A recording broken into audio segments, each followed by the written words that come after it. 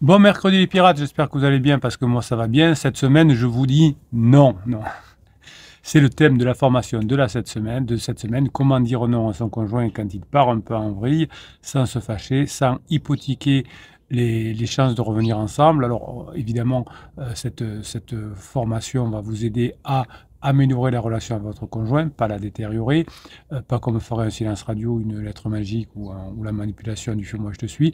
Non, non, non, vous allez apprendre à améliorer la relation de votre conjoint finalement aussi en disant non à votre conjoint, en lui apprenant à dire oui. Cette semaine, on va parler d'épanouissement, de stabilité, de consentement. Je vous rappelle que vous avez les 155 formations dans le descriptif de cette vidéo. Sous la vidéo, là, vous appuyez sur le plus et vous allez apprendre cette semaine quel est le consentement finalement, comment donner et recevoir, comment dire non à son conjoint quand son comportement est inadéquat, quels sont les obstacles, quels sont les bénéfices du non, comment les neurosciences, comment la neurophilosophie peuvent nous aider à mieux gérer les émotions et les biais cognitifs. Effectivement, philosophie et neurosciences vont vous permettre de retrouver, en sachant dire non, une relation saine et équilibrée dans votre couple.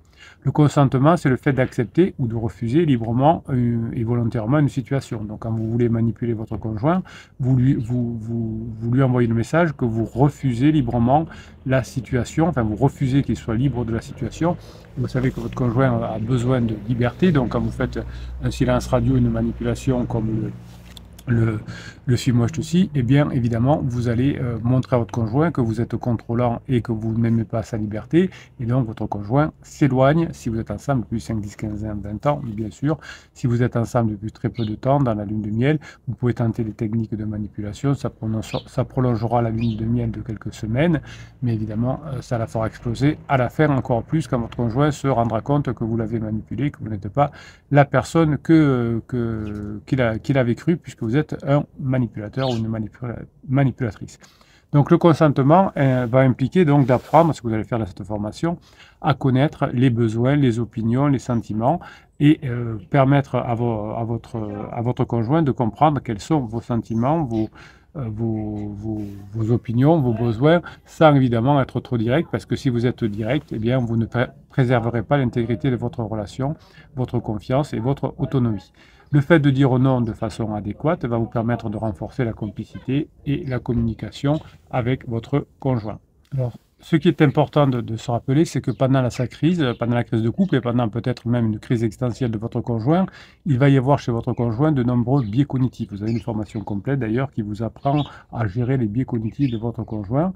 Les biais cognitifs vont affecter le consentement dans votre couple, la façon d'avancer. Par exemple, votre conjoint, pendant sa crise, a particulièrement un biais de confirmation, c'est-à-dire qu'il a tendance à rechercher, à interpréter des informations qui confirment ses croyances et ses hypothèses, du type c'est à cause de mon conjoint que je ne vais pas bien actuellement, c'est à cause de mon conjoint que ça se passe mal avec ma main, etc. Donc il a tendance à ne croire que ces hypothèses et à rejeter celles qui les contredisent. Donc si vous êtes trop dans votre dire non, si vous êtes trop direct, eh bien vous allez vous éloigner de votre conjoint. Par exemple, si votre conjoint est toujours d'accord, si vous êtes toujours d'accord avec votre conjoint, dans ce sens, vous allez lui donner des signes finalement qui vont faire que votre conjoint se dira petit à petit, ben tiens, je me sens compris. Alors quand je dis toujours dans son sens, c'est quand évidemment ça va aussi dans le sens du couple. Par exemple, si votre conjoint vous dit que ça va pas avec son patron parce qu'il est très méchant, et que vous vous en foutez un peu du patron, vous dire oh là là, il exagère. Donc vous voyez, à partir du moment où ça va dans le sens du couple, parce que vous allez vous améliorer, votre conjoint va se sentir compris, vous allez lui dire un oui, même si vous pensez non, entre guillemets, dans le sens où vous dites oui, mais je pense que comme tu es pénible avec moi, c'était pénible pareil avec ton conjoint, mais évidemment, on ne va pas dire ça. Donc on va plutôt dire un oui en disant oui, je suis d'accord avec toi. Pendant sa crise, votre conjoint a aussi ce qu'on appelle un biais d'ancrage, c'est la tendance à se fier à la première information que votre conjoint reçoit et à la considérer comme une référence pour les informations suivantes. Donc là, ça veut dire que vous allez apprendre dans la formation, pour savoir dire non, avant de dire non, de créer un climat positif avec votre conjoint, c'est-à-dire créer un shoot de dopamine chez votre conjoint. Et ensuite, comme il aura ce biais d'ancrage qui sera dans quelque chose de positif, même si vous lui dites non sur quelque chose ensuite, ce sera plus facile. Je ne dis pas que c'est quelque chose qui est à 100% et qui va dire ah ben tiens, tu me dis que je n'ai pas le droit de faire ça, mais comme tu m'as donné une information positive avant, ça va passer crème. Non, évidemment, il va falloir être très malin, mais si vous commencez par créer finalement, enfin profiter du biais d'ancrage de votre conjoint, eh bien vous allez pouvoir améliorer votre capacité, votre facilité, votre capacité à dire non. Donc ça veut dire que vous pourrez, si vous commencez par parler quelque chose d'agréable, comme par exemple quand vous acceptez un repas au restaurant avec votre conjoint, comme ça se passe bien, il y aura le biais d'ancrage ensuite qui fait que lorsque vous aurez besoin de parler de choses qui fâchent un peu plus, ce sera plus facile. Pendant sa crise, votre conjoint a aussi le biais de disponibilité. Et c'est ce qui permet, ce qui fait que vous allez utiliser le non pour ne pas exploser le couple. Le biais de disponibilité, c'est la tendance à juger la probabilité ou la fréquence d'un événement en fonction de la facilité avec laquelle il se produit de façon régulière. Donc plus vous allez passer des bons moments avec votre conjoint, plus vous aurez le biais de disponibilité. Par exemple, si vous avez vécu une mauvaise expérience et que vous ne saviez pas dire non correctement avec votre conjoint, eh bien votre conjoint va avoir tendance à se dire ça va se reproduire. En revanche, comme on a aussi ce biais de disponibilité, chaque fois que vous allez savoir dire non de façon correcte avec votre conjoint aura tendance à croire que ça va se reproduire de façon positive la fois prochaine. Votre conjoint a aussi, c'est pour ça qu'il faut apprendre à savoir dire non, ce qu'on appelle un biais de conformité pendant sa crise, c'est la tendance à se conformer aux attentes et aux normes sociales. Tout le monde divorce, s'il est dans un groupe d'hommes ou de femmes divorcés, mais c'est génial le divorce, on n'a aucun problème quand on est divorcé, on n'a pas de problème d'argent, on ne se sent pas seul, on ne se sent pas rejeté, non, non, non, non, non. Oui, donc on a ce biais de conformité qui nous font croire des choses qui n'existent pas. Évidemment, ces choses les biais de conformité va vous servir également, puisque lorsque vous aurez récupéré votre conjoint et que vous serez en phase 4, votre conjoint sera très content de se conformer à la phase 4, aux couples qui sont heureux. Mais pour l'instant, effectivement, il faut que votre conjoint ne parte pas trop en biberine pour que vous puissiez plus tard bénéficier du biais de conformité. En tout cas, vous allez pouvoir utiliser le biais de conformité pour savoir dire non aussi, puisque vous allez plutôt donner de la dopamine à votre conjoint quand il va faire quelque chose qui va dans votre sens, et donc il va se conformer finalement à ce que vous lui demandez pour avoir ces shoots de dopamine. Quand vous étiez un bébé pirate, vous vous êtes mis en difficulté parce que vous avez souvent critiqué votre conjoint. Et vous allez apprendre à mieux savoir dire non dans la formation en profitant de ce que j'appelle le biais d'autocomplaisance. C'est la tendance à attribuer à nos succès à nos qualités personnelles et nos échecs à des facteurs externes dont votre conjoint croit que s'il est malheureux, c'est à cause de vous. D'ailleurs, vous aussi, en tant que pirate, parfois, vous avez ce biais d'autocomplaisance en disant « je ne comprends pas, je fais tout bien, mais mon conjoint ne réagit pas comme je voulais ». Alors, généralement, c'est que vous ne faites pas vraiment bien, on le voit dans les formations. Donc, par exemple, vous allez, en travaillant sur vous dur, vous allez pouvoir faire évoluer votre conjoint et la relation avec votre conjoint. Notamment, vous allez être strict et contrôlant sur vous pour ne pas faire trop de bêtises, et votre conjoint croit que la relation s'améliore parce que finalement vous êtes quelqu'un de bien et qu'il vous mérite. Donc en fait, il aura un biais d'autocomplaisance, votre conjoint n'imaginera même pas que la relation s'améliore parce que vous avez fait beaucoup d'efforts. Généralement, votre conjoint pensera même que la situation s'améliore parce que lui ou elle a fait des efforts en disant « oui, mais parce que moi je suis sympa et je veux que ça s'arrange pour les enfants, et moi si ça va mieux avec mon conjoint ou si je retourne à la maison c'est pour les enfants ». Vous voyez, on a une autocomplaisance. Votre conjoint ne saura même pas que vous avez empêché la séparation en sachant dire non de façon habile, ce que vous apprenez dans la formation. Évidemment, les biais cognitifs ne sont pas insurmontables. Ça va nécessiter pour vous de savoir dire non et de prendre du recul et de faire preuve d'un esprit critique. Vous n'êtes ni un paillasson, ni un hérisson, comme je vous l'explique dans une formation qui s'appelle « Ni paillasson, ni hérisson ». Je vous rappelle que vous trouvez les 155 formations en descriptif de cette vidéo, juste en cliquant sur le plus qu'il y a sous la vidéo.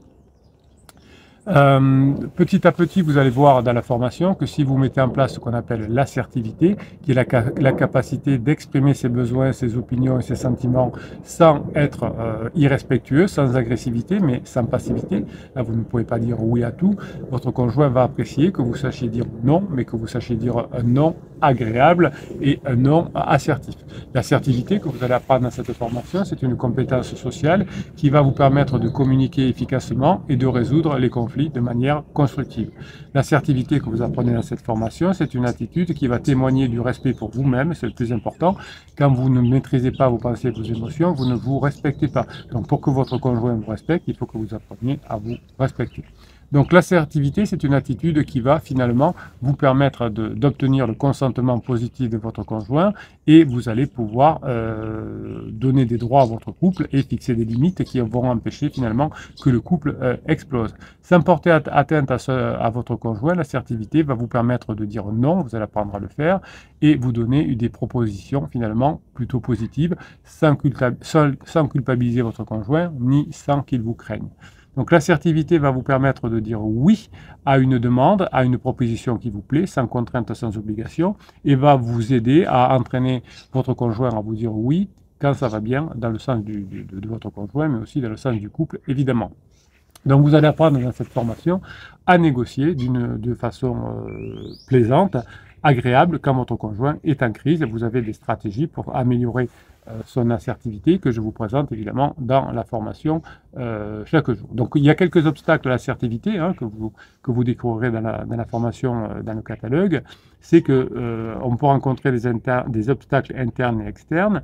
Les obstacles internes à mettre en place, le savoir dire non, c'est vos pensées, vos émotions, vos croyances que vous allez apprendre à retravailler dans la formation et notamment avec les neurohypnoses, et vous allez mettre en place des obstacles finalement, vous allez combattre ces obstacles internes par un travail sur vous, mais vous allez aussi combattre les obstacles externes qui vous empêchent à être assertif, c'est-à-dire que vous allez créer avec votre conjoint un sentiment agréable qui va vous permettre de développer votre assertivité. Des exemples d'obstacles à l'assertivité, à la capacité de dire non, c'est la peur du conflit. Hein, si vous craignez de provoquer une dispute, une rupture ou une violence en exprimant un désaccord, eh bien cette peur va vous pousser à accepter des choses que vous ne voulez pas, par exemple divorcer ou vendre la maison ou des choses comme ça. Vous pouvez aussi avoir la peur du rejet, c'est la crainte de perdre l'amour, l'attention, l'estime de votre conjoint si vous lui dites non, mais si vous êtes un paillasson, votre conjoint ne pourra pas vous aimer non plus. Donc la peur du rejet, finalement, vous entraîne à accepter des demandes et des propositions qui sont à l'encontre de vos valeurs, des principes de couple, et vous avez peut-être créé des interdits au début au début de la crise, parce que vous aviez peur du rejet, vous étiez peut-être trop béni oui-oui, trop paillasson ou trop hérisson, ça peut arriver. Évidemment, la culpabilité peut aussi vous empêcher de dire non, de savoir dire non de façon agréable et assertive. La culpabilité, c'est le sentiment de faire quelque chose de mal, de méchant ou d'égoïste en disant non à votre conjoint. Votre conjoint a aussi parfois d'ailleurs de la culpabilité vis-à-vis de vous et de ses enfants, mais il a souvent aussi de la honte, plus que de la culpabilité, parce que quand on a de la culpabilité, on veut réparer, on ne veut pas faire de mal. Quand on a de la honte, on se cache, on fait des silences radio, on s'en va. Quand on n'a pas honte, on n'a pas besoin de se cacher. Voilà.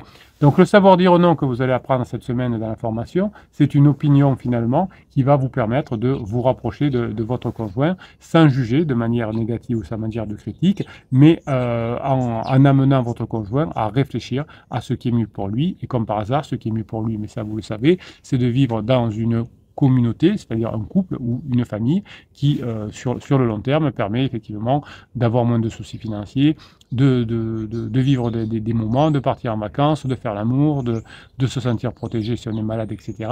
Pour l'instant, vous n'avez pas fait ce qu'il faut, vous avez dit oui à des choses où il ne fallait pas, ben vous allez apprendre à dire non pour pouvoir dire oui ensuite à votre phase 4. Et ça, les pirates sont là pour vous aider. Je vous rappelle que vous avez le catalogue en descriptif de cette vidéo, mais vous avez aussi le canal Telegram, où je vous mets tous les jours des informations, des textes, comment on appelle ça, des vidéos, etc. J'adore écrire, vous le savez, et grâce à l'intelligence artificielle, vous avez d'ailleurs une formation complète sur l'intelligence artificielle aujourd'hui, je peux vous écrire beaucoup plus de textes, car l'intelligence artificielle corrige mes textes, corrige les fautes, corrige de grammaire, les coquilles, et donc je peux écrire, je peux laisser aller à toute ma créativité, sachant que j'aurai pas beaucoup de temps ensuite pour relire, l'intelligence artificielle le fera à ma place, et ça, c'est Top, voilà, donc tout ça, vous l'avez dans le canal Telegram. Si vous avez des questions à poser aux autres pirates, posez-les en commentaire de ces vidéos. Je vous réponds, les autres pirates vous répondent aussi.